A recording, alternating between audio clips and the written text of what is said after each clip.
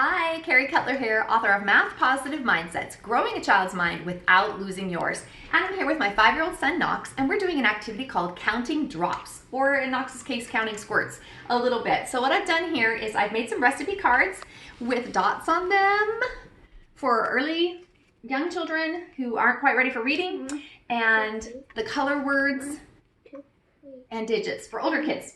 And Knox is following the recipes on the cards by putting drops of diluted food coloring into a cup that has just a little tiny bit of water in it.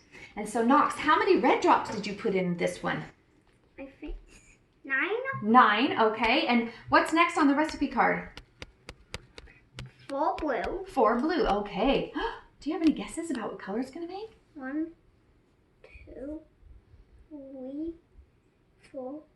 Ooh. It's orange. Oh, it's kind of a purpley red, orangey too, huh? It's pretty. It's like orange. I hope you give this activity a try. It's great for developing pincer grasp with that squeezing motion on the pipette or the eyedroppers if you use those, and great for counting.